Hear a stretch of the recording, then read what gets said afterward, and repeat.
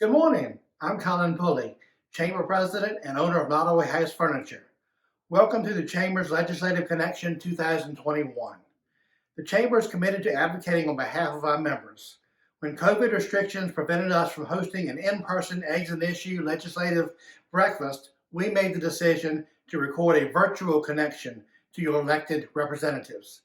Senators Lucas and Cosgrove and Delegate Tyler provided a review of the General Assembly session and answered questions submitted by our business community. Thank you to Chamber Vice President of Government Affairs, Randolph Cook, who moderated this session. Okay, Senator Lucas, we want to welcome you to the Franklin-Southampton Area Chamber of Commerce, and thank you so much for participating in the Chamber's virtual legislative connection to provide a review of the 2021 General Assembly session. Senator Lucas has served 18th District since 1992 and currently serves as President Pro Tem of the Senate. She is chair of the Education and Health Committee, also serves on the Commerce and Labor, Finance and Appropriation, Judiciary, and the Rules Committee.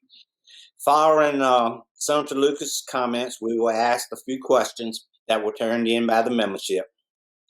Thank you, Senator Lucas, for being here. Well, thank you so much for having me. It's good to be here this morning, albeit virtual. I'm thinking that maybe soon, maybe very soon, we'll be able to conduct in-person meetings again.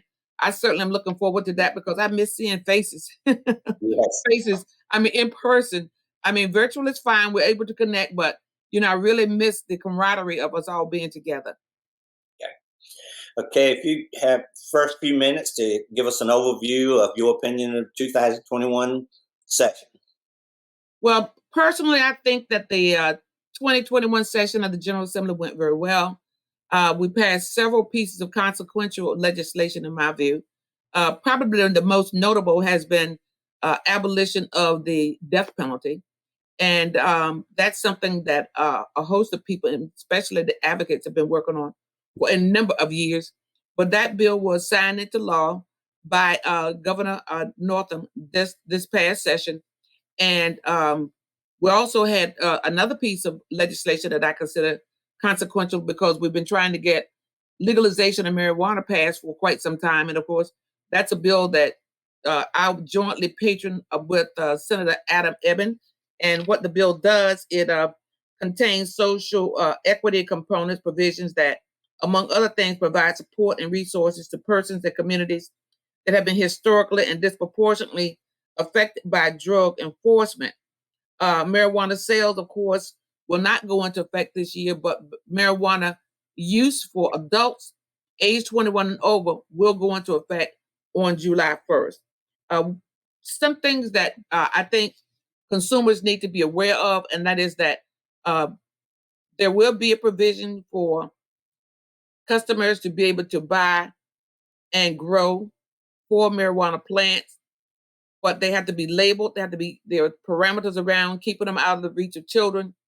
And you cannot have more than 4 plants per person, per household. All the other provisions that we know of under the ABC laws still are prevailing. And that is that, you can't smoke marijuana in your car or while driving, but you can have 1 ounce of marijuana on your person without that causing you any legal problems. And of course, prior to this session, I introduced a bill and got passed, the one that is that makes marijuana, the odor of marijuana, not be a pretext for stop. So if a police officer happens to approach a person and they smell marijuana, that's not a pretext for them to stop that person. And the person is not smoking it. I know a bill that you all may be interested in, and that is the peanut excise tax. We extended from July 1, 2021 to July 1, 2026, the sunset date of excise tax on all peanut grown in Virginia, and reduces from 30 cents per pound to 25 cents per 100 pounds, the excise tax rate. And of course, I am proud to have carried that bill. I carried it the last time that it was introduced, and I was happy to be able to carry that again this year. As many of you know, I carried the Senate Joint Resolution 308. That's a study by J. Lark on the impact of COVID-19 on Virginia public schools, students, school employees, and reports. It directs the Joint Legislative Audit and Review Commission to study the impact of COVID-19 on Virginia public schools, students, and their employees. This study, once it has been done, has been completed, it will tell us, determine the short-term and projected long-term challenges in student enrollment in response to the COVID-19 pandemic and the impacts of such changes on funding levels, determining the impact of implementing COVID-19 health and safety measures in public schools, and evaluating public schools' levels of emergency preparedness to face another pandemic or statewide crisis, and making recommendations to help guide planning for such events, and examining programs that can address learning loss and identifying barriers to implement these programs, including resource gaps. There were a lot of bills, as you might know, that came through the Education and Health Committee. And one such bill was to increase reimbursement rates for personnel respite and companionship services to comply with the state minimum wage increases. We provided Medicaid development language to clarify the allotment for additional federal relief for DD waiver individuals. In the area of housing, we of course try to make sure that we increase the funding for the Virginia Housing Trust Fund, the same as the governor continues to make sure that people are not evicted and they will be able to have a place to live without worry of being evicted.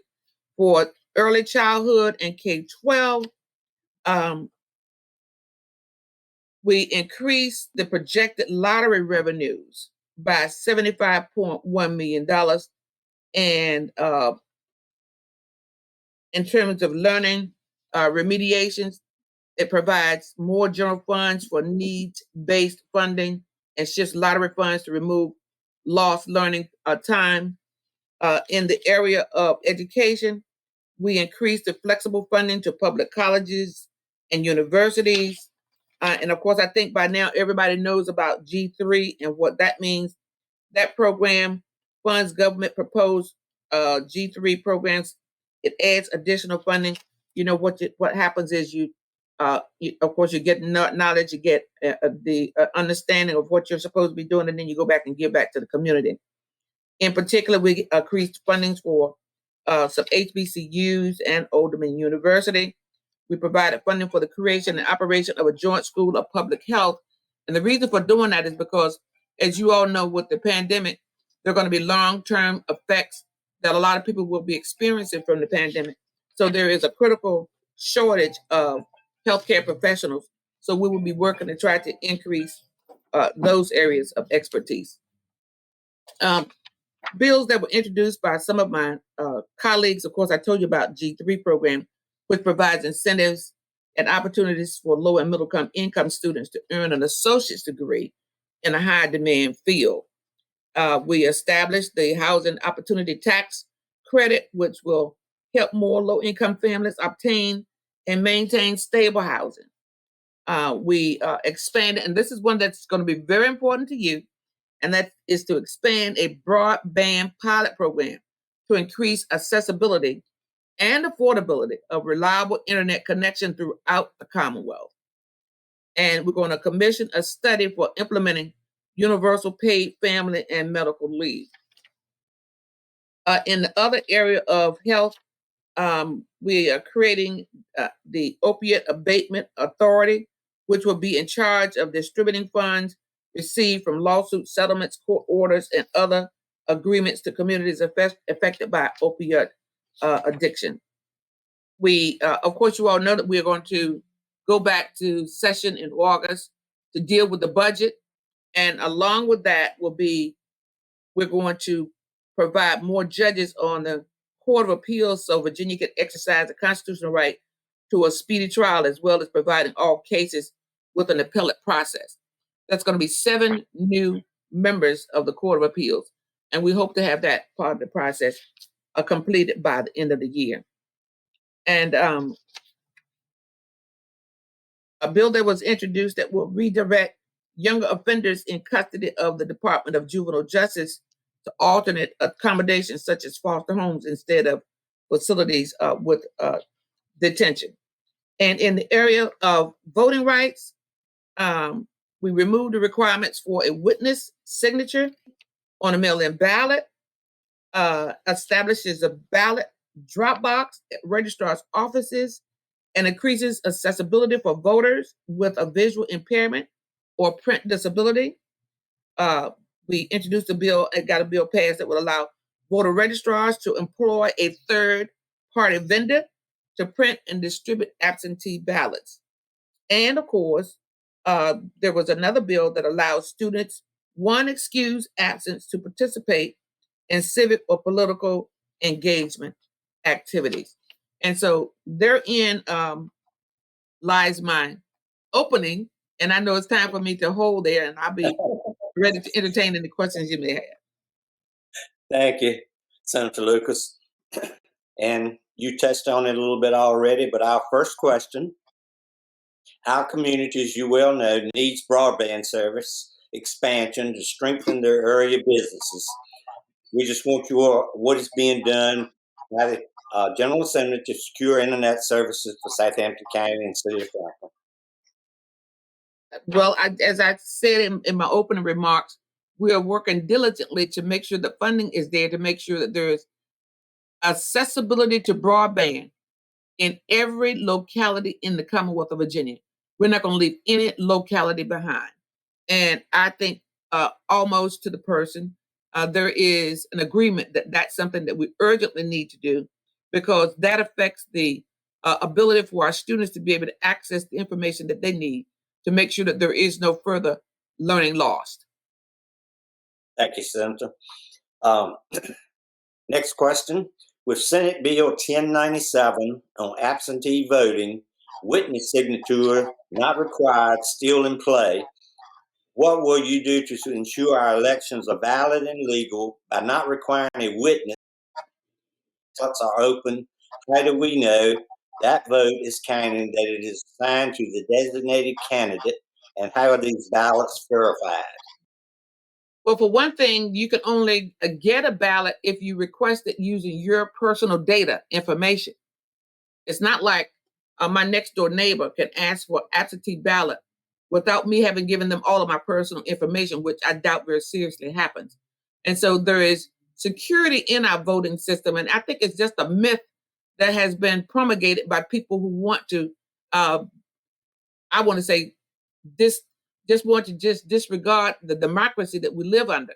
We've not had these kind of issues in the past. There is no widespread fraud in voting.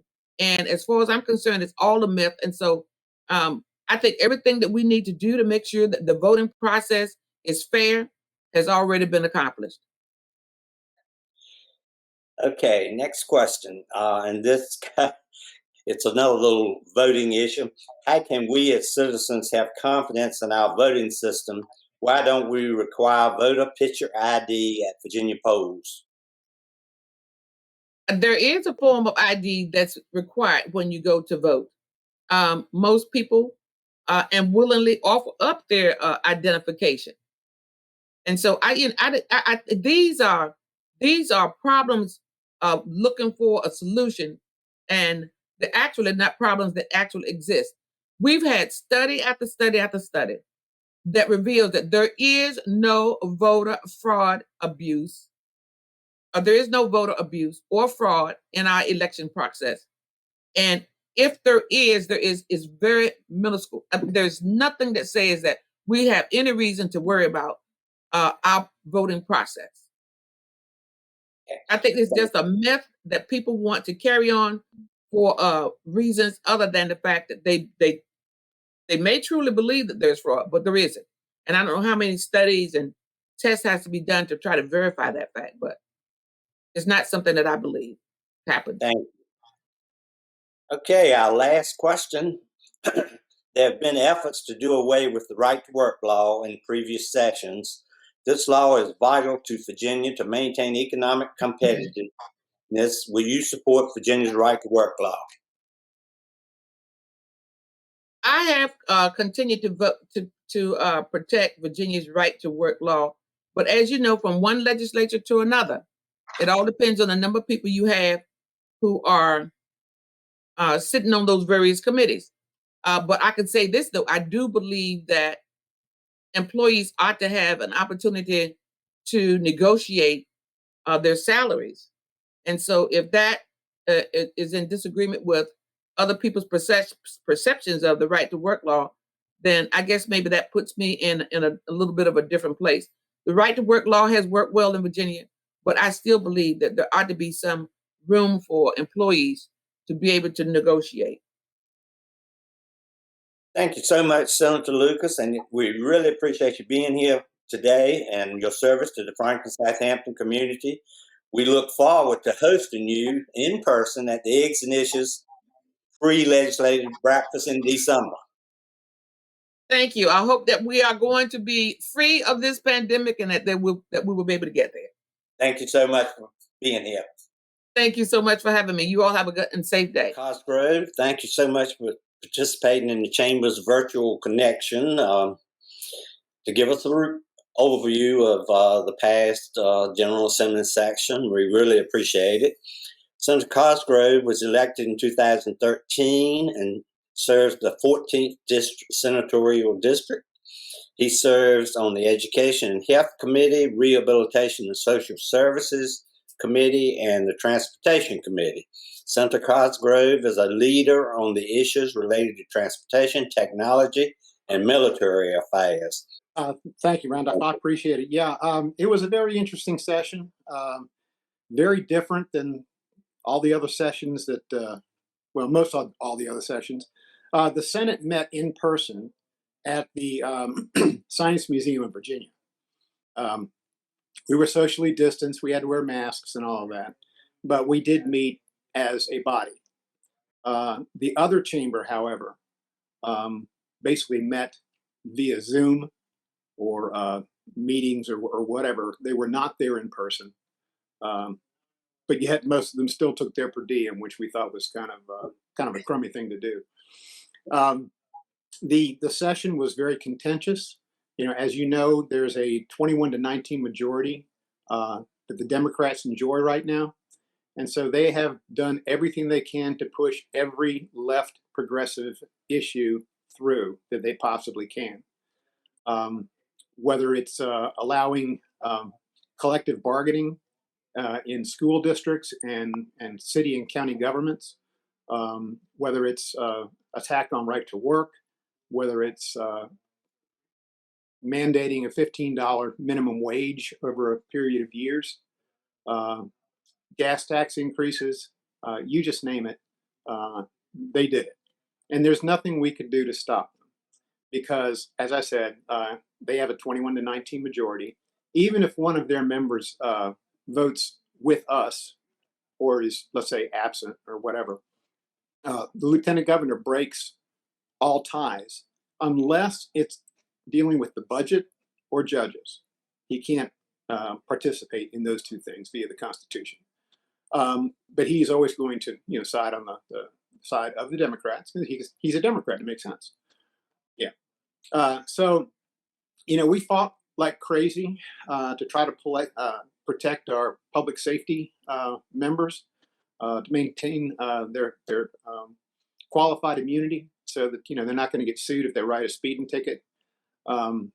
It was just it was a very, very difficult session, one of the worst that I've experienced since I was in the House starting in 2002 and then went to the Senate in 2013.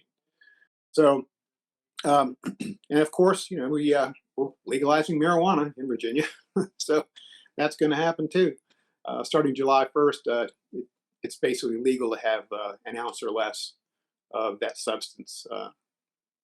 No penalty, no crime, no nothing. So we worked as hard as we could to try to hold off as much bad legislation as we could.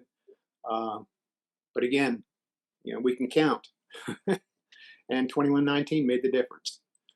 So I am very worried about the business climate in the Commonwealth of Virginia right now. There have been, and there will be continued attacks on the right to work. And that is critical to companies wanting to move to Virginia, bring their workforces from places like New York, New Jersey, and Massachusetts. They want to come to a state where there is right to work. And if we, mess that up, we're really going to hurt business in the Commonwealth of Virginia. So that's a brief overview of really what happened in the Senate. It was a very difficult session for everybody, for both Democrats and Republicans, because it was just different having to sit where we were and deal with the distancing and the masks and all that kind of stuff. But we were there in person. Thank you, Senator Cosgrove. Okay, moving on to our first question. Our community needs broadband service expansion to strengthen the area businesses. And could you just kind of tell us what is being done to secure internet service for Southampton County? Yes, sir. I feel that fast and reliable broadband should be considered a utility, just as electricity and water and sewer. Our kids have to have that. Not even just for the virtual learning they've had to do this past year, but even during regular school, when they're in school, they still have to come home and do home. And a lot of books that are provided by the schools, and if they have reliable broadband, they keep the proper education that's being offered to them. So there are companies like SpaceX who are shooting a bunch of satellites up to provide more reliable and fast and inexpensive broadband for rural areas. And most people look at the area in Virginia Beach and oh, they don't have. Well, most of my area in Virginia Beach and in Chesapeake, and then going into Suffolk and then Isle of Wight and Southampton County, Franklin, is mostly agricultural. It's very rural, and there are not opportunities for our kids to participate unless they have to go to the library or something like that to get a good broadband signal. So we do have a broadband advisory commission that is working hard to try to get more broadband into our rural areas. I think it's a matter of fairness, and it really is something that our kids absolutely have to have. And then also our businesses absolutely have to have, because so much commerce now is done over the internet. Whether it's via email or just ordering parts or supplies, most of that's done electronically now. And without reliable broadband, these businesses are going to be hurt. So we've got to do a lot better than we have been. I've been trying to work on this for several years now. And I think we're getting closer, but we've got to do much better. Yeah. Thank you, Senator. Yeah. Next question. With Senate Bill 1097 on absentee voting, witness signature are not required, still in play, what will you do to ensure that our elections are valid and legal by not requiring a witness when an absentee ballot are open? How do we know the vote is counted and that it is assigned to the designated candidate? How are these ballots verified? Well, that's the $1 million question right there. It really is. The problem we have with the absentee voting and the lack of signature and witness is we have no idea where this ballot came from, especially if somebody can just, call the registrar and ask for an absentee ballot. They can use any name they want as long as that name is on the voter rolls. Now, it may be somebody that used to live in a residence, maybe it's somebody that's passed away, or it probably is the voter themselves. But I don't think it's an onerous responsibility to get a witness to the vote to make sure it's accurate and to require a signature on the back of the envelope. I mean, it's not that difficult. But the other side, 21 Democrats, absolutely demanded that happen. And so we had so many more absentee ballots in this last election, more than we've ever seen before. And again, almost every single one of them was counted, no questions asked. Thank you. Next question. How can we as citizens have confidence in our voting system? Why don't we require voter picture ID at Virginia polls? Well, my side of the aisle has always required voter ID. And it doesn't have to be a driver's license. It could be any government issued ID. And people that don't have a driver's license can go to DMV and get a free ID. You have to have an ID to get your Social Security benefits. You need to unemployment benefits. You need it to cash a check. You need an ID for almost everything else you do. Asking for an ID at the polls, I just don't think is a big deal either. But the other side wants to call it voter suppression or racism or whatever, but it's not. It's actual verification that you are who you say you are, and you're able to vote like you should be able to vote. Again, I can go into a poll, and let's say I know that John Smith is out of town, and he lives in Portsmouth. I can go into Portsmouth and just say, "Hi, I'm John Smith. I want to vote," and they have to say, "Okay." So having confidence in the system, I think, I think that's gone. Without a voter ID of some type, I think it's just the wild, wild west. All the doors are open, and anybody can vote any way they want, and that's too bad. Last question. There have been efforts to do away with the right to work law. This law is vital for Virginia to maintain economic competitiveness. Will you support Virginia's right to work law? Absolutely. I promise. Yes, sir. I always have, and I always will. And I will tell you that, we can go back and get recordings of past sessions where, we put, proposed bills about, protecting right to work. And the minority leader at the time said, "Oh, you guys are crazy. Nobody's ever going to touch right to work. That's a Virginia staple. You're just trying to scare people." Well, guess what? It's happening. So we will fight it every step of the way. The effort to do away with right to work. It's critical for our economic business development in Virginia. It's especially critical in the more rural areas, larger manufacturing areas. We just need to make sure that nobody is forced to join a union, forced to pay union dues that can be used even against their wishes.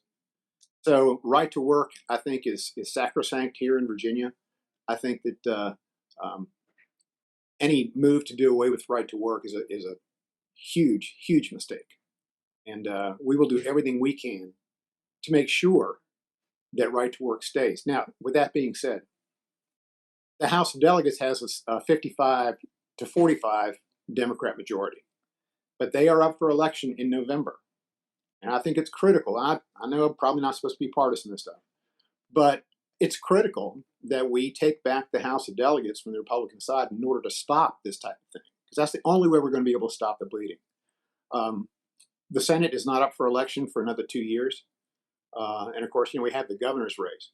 But in order to reverse all the damage that's been done in the last 2 years, we would have to have the governor's office, the Senate, and the House of Delegates. So let's start with the House of Delegates. It's for your own protection.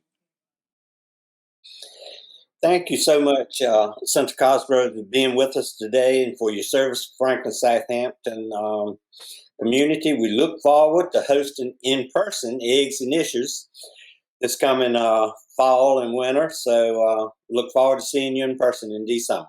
Thanks so much for the opportunity to be with you this morning. I really appreciate it. Thank you. Yes, sir. Take care. Good afternoon.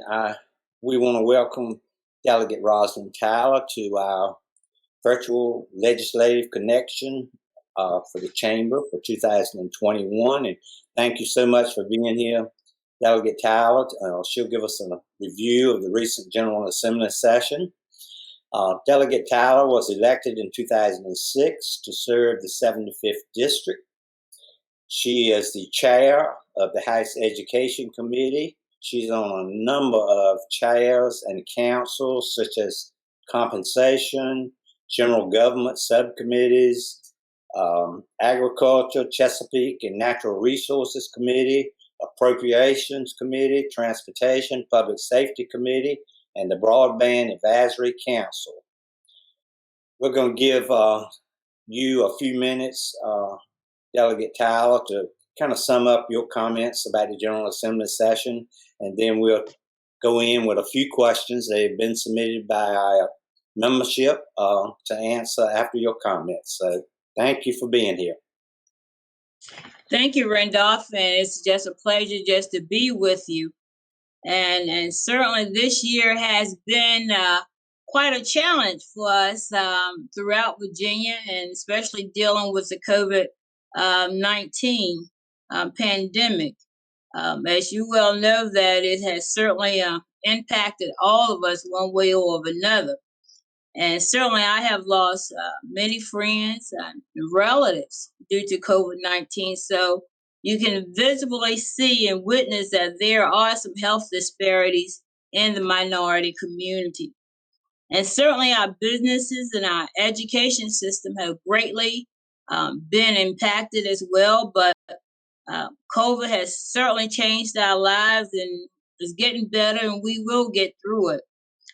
Virginia has done a good job in getting vaccine testings, sites in our area, and now making sure that the vaccines are more plentiful in our district so everyone can get the vaccination. Initially, there were some hiccups, but now it seems like the software has improved itself. To the point of interest now, just to continue with the discussion, I have held a number of town hall meetings since our General Assembly session, basically now just to get people interested in providing more information on the different kind of injections as far as COVID vaccine, especially the young population, because I hear a lot of them do not want to get the vaccine. So if they don't want to get it for themselves, get it for their families and the people that they are around. But those some things that we have done as far as COVID, and it really has affected our budget, but not to the extent that we thought it would. Our budget came out very good this year. Of course, we had to allocate more money to the local government that came from the federal government, more money to our school divisions, especially as far as broadband and internet connection as well. But as you know, my years of being and attending the Eggs and Issues breakfast, broadband and high-speed internet has always been one of my priorities, even before COVID-19. But as I held my different town hall meetings, this was one of the number one priorities that I heard from parents, from teachers, from businesses, from the community. And definitely it is an asset that's a necessity in our community. That's why I was so delighted to carry House Bill 2204. And my House bill will provide high-speed broadband internet using the utility companies to the rural areas. And this is a way that our rural communities can get internet connection. And basically, in our budget this year, we provided over $100 million for local governments to apply for the money for their localities. You know, a lot of times you hear people say broadband and internet connection, and what are you doing? The money is there. The local government, whether it's the board of supervisors or the city councils, they have to submit proposals, whether it's a public-private partnership or a plan to the state in order to get funding. And now even more money is now coming from the federal level as well. This year, also in the budget, we talk about our teachers, and definitely this year, they always deserve an increase in salary. But also our state police, there's a shortage there. We include the extra money for our state police based on their years of service, which was a tremendous help for them and for the work that they do in serving our community. And as being chairperson of the Education Committee as well, we had a bill, House Bill 2105. And basically, this House bill will provide early childhood education to all our 3 and 4-year-olds across the Commonwealth. Uh, Definitely, we have to have that early childhood foundation. Not only just wait till the child gets to kindergarten before they have that development, but they must now get it at a very, very early age, not to be successful, but so that they can have that foundation to compete with all children all across the Commonwealth. Those are some good things that I've had by serving as chairperson of the Education Committee and as vice chairperson of the Broadband Advisory Committee, is to make sure that our area are getting those necessities as far as education and broadband expansion in our area. Thank you, Delegate Tyler. And you kind of knew what we were thinking. We kind of had a lot of questions from our membership, and we narrowed it down to 4 questions, and you've pretty much answered the first one, but I'll go ahead and ask it. If you want to add anything else, that would be great. Our community needs broadband service. That was our number 1 question. Expansion in the area to strengthen the businesses. And I guess mainly our constituents just want to know what is being done to secure internet services for Southampton County. And like I say, you've already said a lot about it, but you can, anything else you'd like to add? Okay, I can expound on it a little bit more. There was a pilot project that we did with Appalachian Power and Dominion Power. And Surrey County was one of those localities included in that pilot project. And to expand broadband to our particular area, and we want to continue this process, is that as the electric companies expand their lines in the different localities, that they will be able to offer broadband internet service along those same utility lines. And so this would be helpful in our area. And also in some areas, especially in Greensville and Brunswick counties, the co-ops, they are developing partnership with the localities in order to expand broadband to those particular areas. No, it's not going to come overnight, but the thing is to develop that partnership and apply for the money that's readily available from the state, and now that's readily available from the federal government. Thank you. Okay, our second question, with Senate Bill 1097 on absentee voted, witness signatures are not required, still in play. What will you do to ensure our elections are valid and legal by not requiring witness when absentee ballots are open? How do we know the vote is counted and that it's assigned to the designated candidate? And how are these ballots verified? Well, as we know that Virginia does not have a lot of evidence of voters fraud, and actually all across the country as far as voting fraud. But at least with the absentee ballots, the absentee ballots are turned into our local registrar's offices. And one thing is that you don't want to disenfranchise your voters. You want everybody to have the right to vote. And I don't think anybody wants to go to jail by just doing the wrong thing, especially when it comes to voter registration or absentee ballots. And I think we have enough confidence in our State Board of Election and our local registrars to implement the rules and regulations to ensure that all voting is in order and there's no fraud there. Thank you. Now, following on the same lines, one other question came up. How can we as citizens have confidence in our voting system? Why does Virginia not require picture ID at Virginia polls?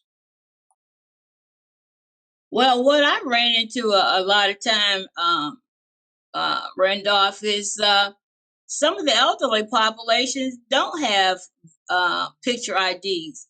We have other means that you can have as far as different IDs. You can have, of course, the students, most of the time that they have a picture ID, but people can also use their utility bills, their bank statement, their passport, their government check, paychecks. They can use those as a form of ID as well. And so it's not necessary again to so much that you can have a picture ID if you can prove that you can have other forms of ID. And again, you don't want to disenfranchise people by making it difficult for them to vote. You want everybody to have a good experience and use their have their right to vote. Okay, thank you. Our last question.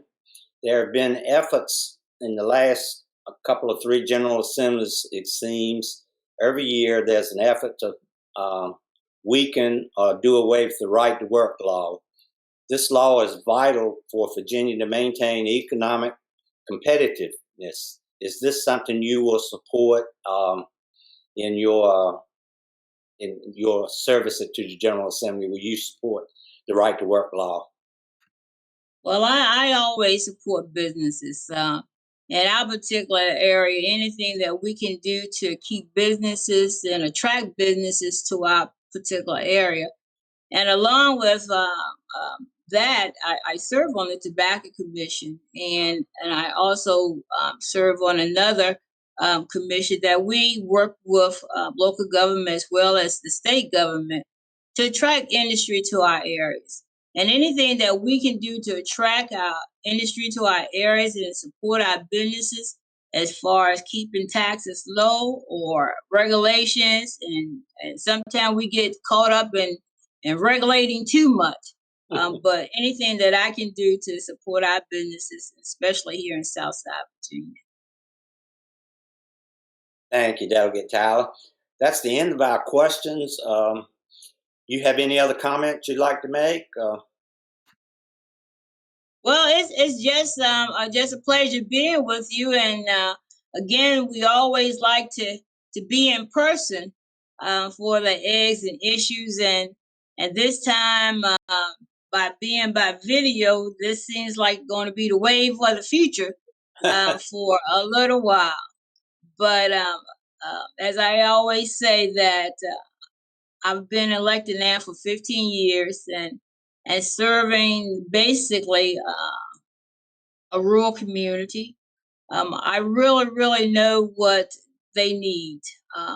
Of course, high-speed broadband internet, education, healthcare, which is certainly a necessity right now, and of course, public safety. That's one of the vital calls. So it's just a pleasure just to be here with you as we go forward from here. As I always say, I consider myself to be one of the hardworking delegates in the General Assembly. And anything that you need me to do, just feel free to call on me.